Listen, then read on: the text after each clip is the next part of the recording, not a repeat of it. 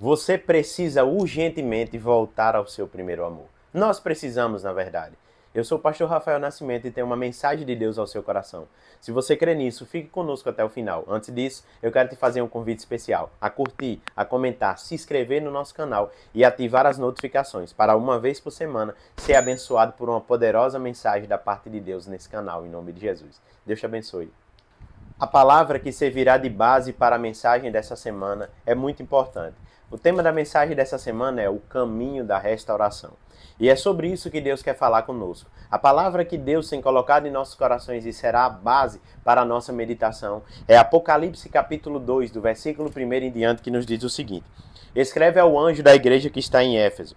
Isso diz aquele que tem as 7 estrelas na sua mão direita, e qual anda no meio dos 7 castiçais. Eu conheço as tuas obras, e o teu trabalho, e a tua paciência, e que tu não podes suportar os maus. Provaste os que se dizem ser apóstolos, e não o são.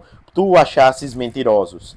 E sofrestes, e tem paciência, e trabalhastes pelo meu nome, e não te cansaste. Tenho, porém, contra ti, preste atenção, que deixastes ou abandonastes o teu primeiro amor. Lembra-te, pois, de onde caístes, arrepende-te, e volta à prática das primeiras obras. Quando não, virei brevemente a ti, e tirarei o seu castiçal do seu lugar, se não te arrependeres. Essa palavra nos traz uma grande verdade da parte de Deus, e nos mostra a necessidade que nós temos de retornar às primeiras obras ou ao primeiro amor, que é a falha da igreja de Éfeso. Eu quero que você entenda uma coisa muito interessante aqui.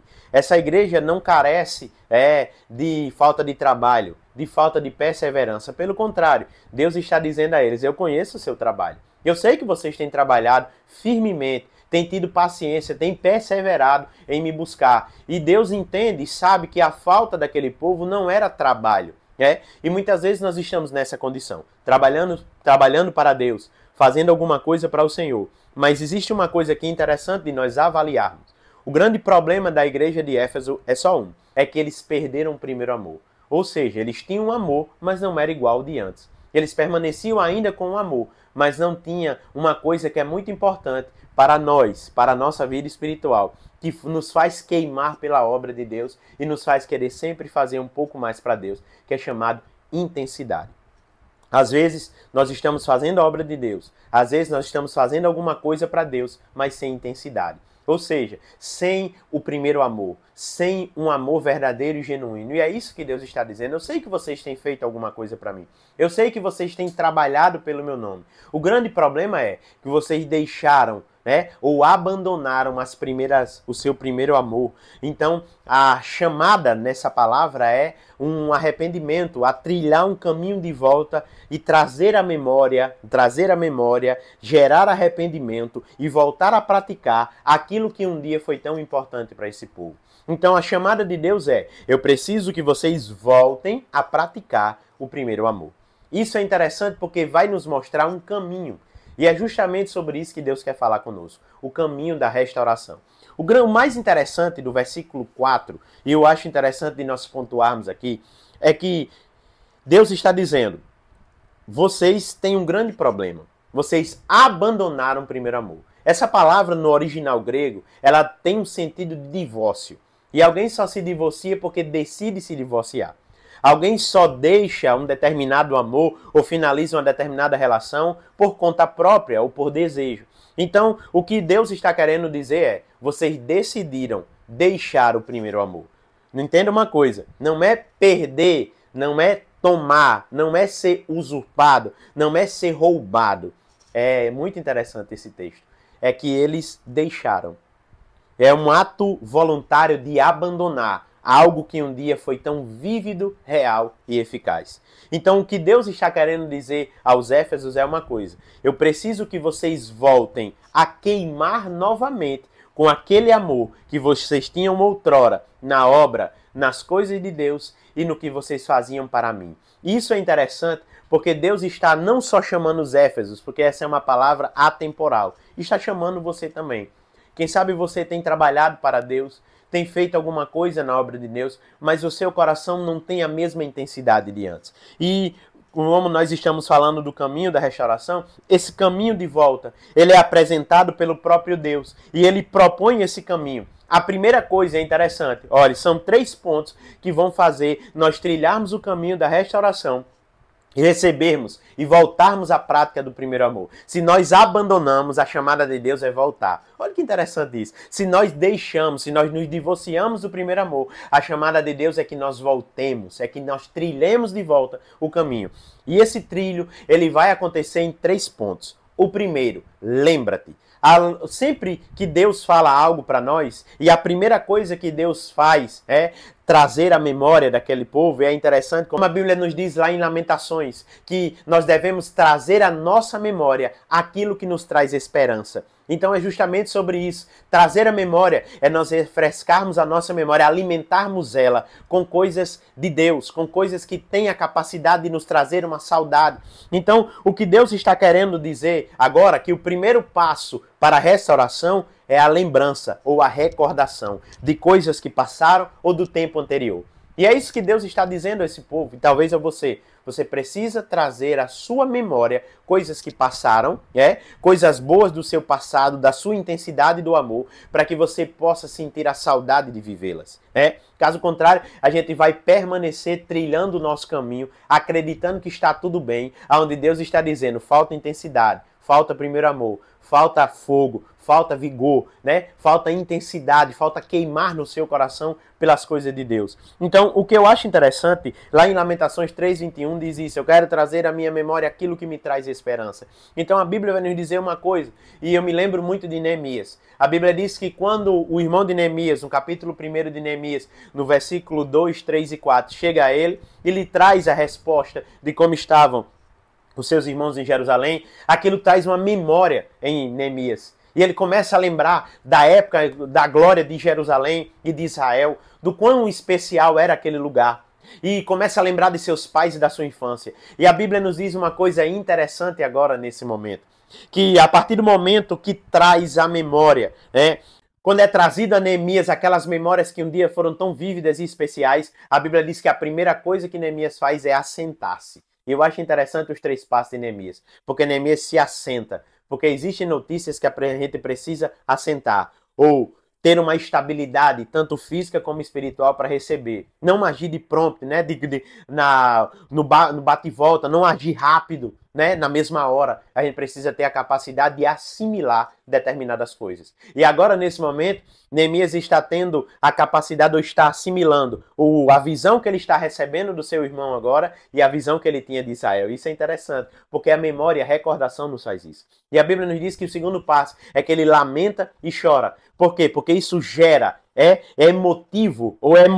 são memórias emotivas e afetivas de coisas que perdemos. Então o que Deus está querendo dizer, eu quero que você traga memória, coisas especiais que você passou, para que isso gere alguma coisa em você.